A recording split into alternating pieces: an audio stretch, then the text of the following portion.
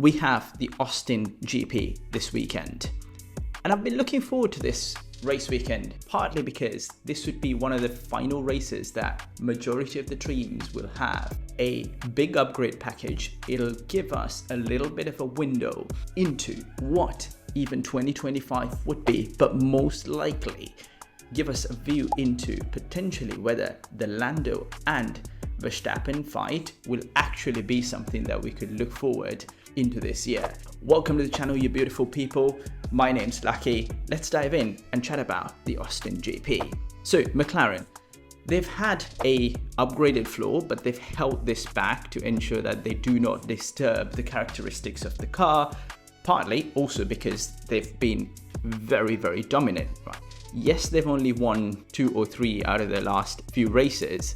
However, when they have won, those have been extremely dominant wins, right? Both Lando wins in extremely dominant wins. So when Lando gets the car into the right setup window and performs on a quali day, the race is almost done and dusted. Although the team hasn't necessarily taken the best out of the car, that's why the number of wins may have been not representative of how dominant the car is. McLaren is holding back a upgraded floor, but McLaren may not necessarily have the luxury of holding that back anymore, as Red Bull is planning their potentially final but a very big upgrade that might actually change the characteristics of that Red Bull and solve for majority of the issues that Max and Perez have been experiencing, created that downfall of dominance since China this year. McLaren's philosophy has always been bring big upgrade packages rather than bring bits and pieces and see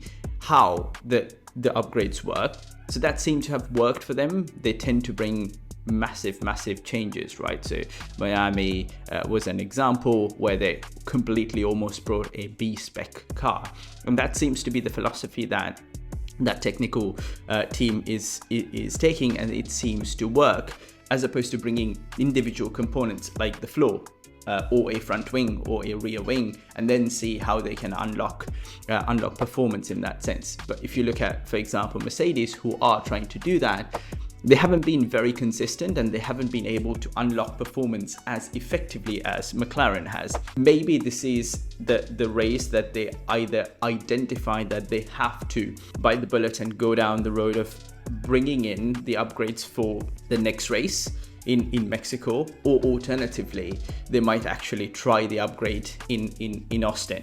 The challenge there is it is a sprint weekend, so they really only have one practice session. But that said, you could now technically use the sprint race as a test run as well, right? But McLaren might not necessarily have that luxury because Lando needs every possible point if he is to mount that contention onto the Drivers' Championship. Final piece, McLaren is also bringing a new chrome livery to showcase their partnership with Google. I think it looks pretty cool. I think they've done something similar before, but what do you guys think? Leave a comment below. Do you guys like it? Should it stay? Oh, and majority of you guys who actually do watch these videos are not subscribed. So if you guys do enjoy it, please hit that subscribe button. It'll mean the world to me. Thank you so much. And it'll give me the motivation to continue to do this. But moving on to Red Bull. So as we mentioned, it's kind of their do or die package, really, right? There's been a lot of rumors that they've been working out of a age-old wind tunnel. Therefore, at some point in time, the correlations tended to kind of move away from track to simulator. So this is somewhat of their final package to understand whether they could rectify the issues of the car and continue to find their way back to actually fighting for wins, because it's been 8 races now that Max had not won, and I think that's probably the longest non-win streak since he joined Red Bull. Maybe I'm wrong, please do correct me if that is the case. However, since Baku, seems like Red Bull has found a way forward in terms of solving those problems. But ultimately, this package will show us whether Red Bull will continue to at least mount a challenge or maintain its position as the second best car on the grid, or alternatively on some of the weekends that are upcoming, maybe challenging for a win. It's going to be a telling weekend to see how Red Bull fares. And along the same lines, Helmut had also mentioned the fact that Norris might not necessarily be of the same mental caliber as a Max, right? So when we chat later across the championship standings, we chat about kind of the mentality the two drivers might need to embrace in terms of how they want to focus on this year's championship. However, I do think that Lando will have to adopt a different type of mentality if he wants to continue to have a good chance to win this championship alongside Max. Whether Red Bull turns things around in this race or the rest of this season will also be a crucial tell to show whether Max would want to stick around with Red Bull. 2025, I have a decent feeling that Max will stick around, and I don't necessarily think there's a better place to go outside of Red Bull for 2025. But come 2026, there will be potentially other opportunities that do show up if Red Bull doesn't get their game on, right? And Helmut alluded to this as well. Definitely the top drivers, the likes of a Max, a Lewis, or a Alonso, will definitely have performance clauses in their respective contracts, i.e. performance of the car, not themselves, right? So if the car doesn't perform, they're able to get out of the contract. Because Verstappen got a contract going until 2028. However, if the Red Bull isn't necessarily performing well, why would he stick around? So at that point in time, he might potentially have two or more options, one with Mercedes if they create a wonderful engine, or potentially one with Aston Martin. That seems to be the more obvious relationship that I would naturally gravitate for Max, right? Because he's always done well with a Honda and an Adrian Newey combination. So opportunities will open up. That would make things very difficult for Red Bull. At the start of the year, I wasn't thinking that Red Bull would have a driver problem, but however, seems like the way they've managed drivers, they might end up in 2026 with an all-new driver lineup. If Lawson does really well against Tsunoda, maybe Lawson might get the Red Bull seat. I don't necessarily see Perez into 2026 if he continues the existing form, right? And he has shown this sort of form over the course of the last season as well, so there's no real reason why the team would want to extend that contract, because this year it's very evident that Red Bull is losing the Constructors' Championship because Perez is not up to it. So in 2026, they might end up having a complete brand new lineup with potentially Haja or Awasa. But that said, if they do have a title contending car, they might need to look outside of the Red Bull Driver Academy or their Red Bull Junior program to go and fill in a potential seat in the Red Bull top team to ensure that they have the right experience, consistency and pace. And this is where there's these stir up rumors of, oh, maybe we would look at Russell, or maybe it's Oscar.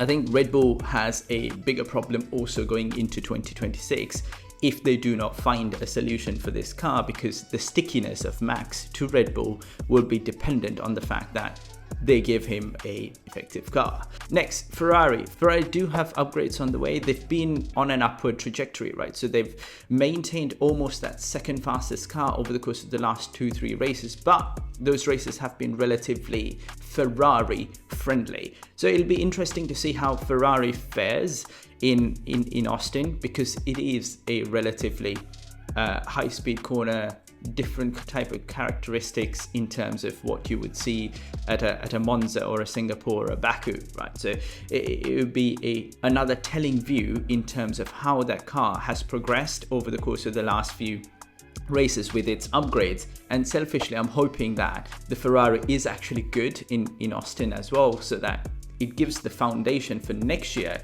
potentially for Ferrari to also be a title contender with Lewis and Leclerc in the seat. And I think that would be a cracker of a season if that's the case. Last but not least, Mercedes. Mercedes also have a massive upgrade coming in the way. James Allison mentioned this on one of the debriefs as well. So it seems like, again, as I mentioned earlier, all the top 4 teams are bringing in upgrades to ultimately see where they would end up in the pecking order.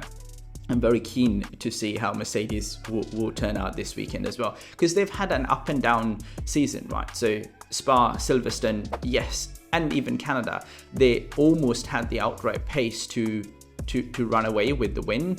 However, not everything fell into place for McLaren, so it was very difficult to see whether they really were the top team. And since then, it's been a bit of a up and down season for them. So it'd be curious to see whether they've solved for majority of the tire issues, whether they've widened their setup window and ultimately created a car that can start fighting for race wins. Another thing that grabbed my attention was there was a question to Antonelli. Were there any reflections, or what did you think post the Monza crash? His response was pretty cool, I think, right? I think the kid definitely is confident, and his response was pace, not a problem. And he also, I think, on another interview, responded to the fact that when I was looking through the data of Lewis, I see similarities in terms of my driving style. So the kid's absorbing everything from statistically the greatest driver of all time, and also he's confident that he has the pace. So I'm very much looking forward to seeing what he can do next year, especially if Mercedes get their car into a place that could start fighting for wins and podiums.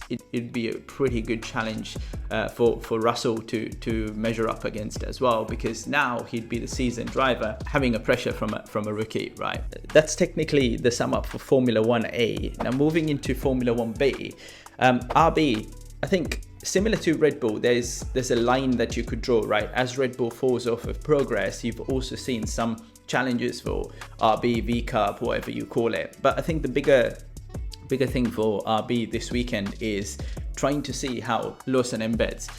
Lawson is expected to get a grid penalty for an engine, so I think the pressure is not as massive.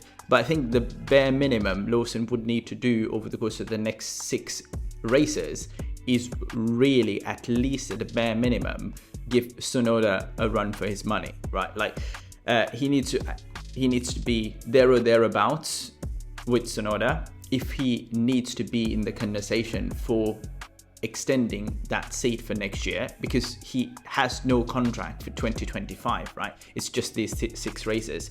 I think if he does there or thereabouts with Tsunoda, he'll get that seat. But if he smashes Tsunoda and shows that he is definitely a cut above, I think for 2025, with Red Bull not necessarily having the right second driver next to Max, they would potentially consider bringing Lawson into the Red Bull top team as well, right? Similar to RB, we can also see somewhat of a line we can draw between Ferrari and Haas. Ferrari's done well this year because they've managed their tyre wear. Yes, they've fallen a little bit off of their quali pace, but Haas last year was woeful in terms of their tyre wear, and this year they've managed to fix it. There could be a fair few reasons for that, but one of the main probably is definitely going to be the fact that their relationship with Ferrari, right? So they do buy a majority of the components from Ferrari, which means that when the Ferrari is good, Haas is good as well. But as Haas continues to progress, they are starting to make a few changes, right? Especially the fact that over the course of the last week, they've signed in another title partner and Toyota coming into that space. So I think under the leadership of Ao, he's starting to do these things that Haas previously under the leadership of Gunther was not able to. So for example, I think one of the biggest changes that Toyota would assist Haas is building their own simulator rather than them leveraging Ferrari's simulator, for example, right?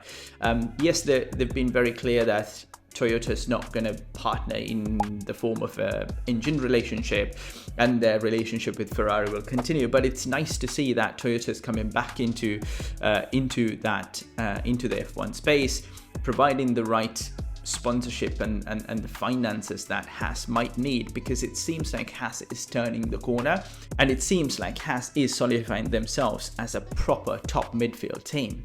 So curious to see how that relationship evolves and see how Ao and Toyota brings more opportunities for Haas to kind of progress up the grid. Next, moving on to Williams. I don't necessarily think that Williams has any upgrades planned, but I think they still have some some juice left in some of the upgrades that were brought in, less crashes, and colapintos have been doing really well.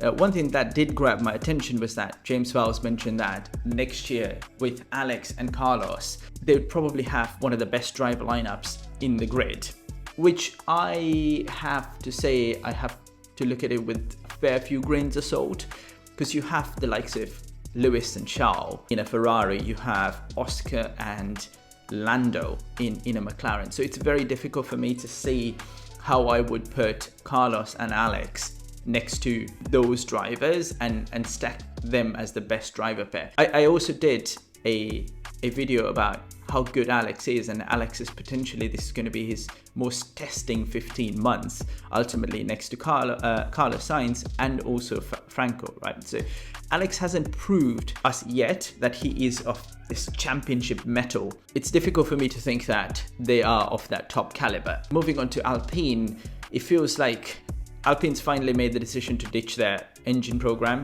go with Mercedes. However, they do have a fair few things I think they need to get in line with. However, the massive difference maker potentially would be the fact that how they built their chassis in their relationship with the Dallara, right? Despite the fact that they might have a reliable and a cracker of an engine in Mercedes, they might not necessarily get the rest of the things sorted by the time come 2026, right? But you do have almost a blueprint with McLaren to show that it can work.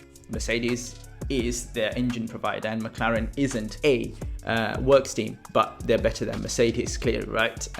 They're leading the constructors and Mercedes is fourth in the constructors championships. Last but not least, it's Sauber, right? So it seems like that's the only seat that's open on the grid. If you guys are curious, I did a video whether Valtteri deserves that seat or not.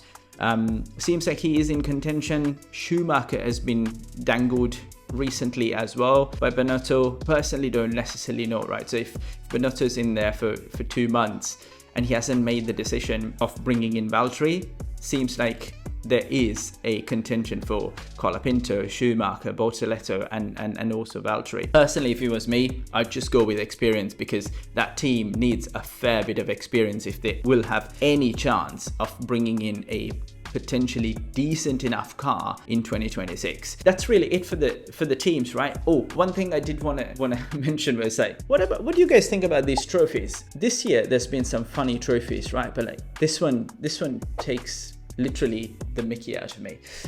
Anyway, what do you guys think about the trophies? You guys like it? I think it's cool, right? Like it's a very different twist on a trophy. It looks funny, but yeah, thought it was a nice little tidbit to throw in. Let's look at the championship standings, right? So Lando is 52 points away from Max. Charles is 80 odd points away from Max. So I think it's fair to say that the title contention is definitely between Max and Lando. I think the difference maker, which I kind of alluded to before, is potentially going to be how Lando adapts his mentality versus Max. I think the difference maker would be how Max drives the car. Given that he has an advantage and he's been a championship contender for the last 4 years, especially with his experiences with Lewis, he would know how to maintain and maximize every weekend. Whereas the pressure on Lando would be much higher than Max. Max could just drive to almost find a way to disrupt the points of Lando, whereas Lando has to get everything right and everything perfect every weekend. And on some weekends, he would need either an Oscar or a Leclerc or a George or a Lewis to also get in the mix so that that points gap is consistently widened. The only other main thing that would really put a whole dent on this title contention would be if one of the drivers DNF'd, right? So I think at that point there's a 25-26 odd point sway, and that would completely put the title contention into bed. But that said, as a racing fan, I hope this goes down to the wire. Looking at the Constructors' Championship, seems like McLaren, because they do have a relatively dominant car, and provided that they continue to edge post the upgrade race in Austin, with the combination of the drivers they have versus the Red Bull, I think they're going to walk away with the Constructors' Championship. I think the interesting part would be that if Sergio is not going to find his form because they're not expected to be tracks that are Sergio tracks, so to speak, right? Like the street tracks. There's a potential that Ferrari might also overtake Red Bull in the Constructors' Championship. It'd be interesting to see that view because I don't necessarily think there's been a driver's champion and a third place constructors finish. I don't know, correct me if I'm wrong again. So I think those are the interesting taglines in terms of the championship contention. So track characteristics, right? So I do really like this track. It's got fast corners, it's got decent amounts of overtaking opportunities. It's a track that's been there since 2012 and definitely made its mark as the US GP. Yes, I know we have Vegas and Miami, but I think COTA is definitely the track for US, and it's a beautiful track. I think majority of the chaos ends up in the rundown from the first corner to the second corner, right? So first corner you can go 7 cars wide if really needs be, and then as you go down to the second corner it narrows down. So for a Lando, for example, to minimize the opportunities of a crash, damage, and therefore impact the whole race, I think the best way to almost embrace the precaution versus cure mentality is that go and put it on pole, control the race. Now we've seen that he can maintain the race lead from Singapore, and that's the only way I think Lando could minimize any risk in that sense, right? And the track usually doesn't throw up any changes in weather. It seems like it's going to be the same this weekend as well. Maybe there's some sprinklings on Saturday, but nothing that's going to show us any weather-related strategic decisions at this point in time. So weather's going to be stable. It's going to be potentially a dry race. So let's get into the fun part. Predictions. Fastest car. I think it's going to be McLaren. It's difficult to bet against them. I'm going to give the benefit of the doubt for Red Bull and then hope that their upgrade is going to work and then solidify themselves as the second best team. I don't think they'll have the right amount of time, especially this weekend, to get the most out of that upgrade. But that said, I don't also think that they have the ability to catch up that much of a gap between McLaren and Red Bull, especially if McLaren also brings in their upgrade and they make a step forward as well, right? And for the third fastest car, I think I'm going to go with Mercedes versus Ferrari, and especially because Lewis is great at this track. I think he holds the most wins record as well. It seems like a little bit of a Silverstone for Lewis. Seems like he always does well. In terms of the sprint quali, I think it's going to be Lando, Max, and Lewis. And let's be honest, it is a sprint quali, and then for the race, I'm just going to go cut and paste, right? So I don't necessarily think there's going to be an opportunity in terms of strategy and overtakes unless there's some rain in the middle of the sprint race. I think they're just going to finish in the same order. That aligns with the kind of predictions of the fastest car as well. Moving on to the big day in terms of race day, I think for qualifying top 3, I'm going to pick Lando, Oscar, and Max. I think Oscar's going to find a way to squeeze in between Lando and Max, and I think that'll be a pivotal point in terms of title contention for Lando. That's partly me selfishly hoping that it does happen, because then we can get all excited about this championship as well, right? And finally, in terms of podium predictions, I'm going to go with Lando, Oscar, and Lewis. Yes, Max is off the podium. I just think that Lewis will find something on the day to get on the podium. He's always been great at this track, as I mentioned before. That's it for the predictions from my end. Leave a comment below. Who do you guys have for the win in the US GP? Thank you very much for watching. Hit that subscribe button. I'll see you on the next one. Peace. Ciao.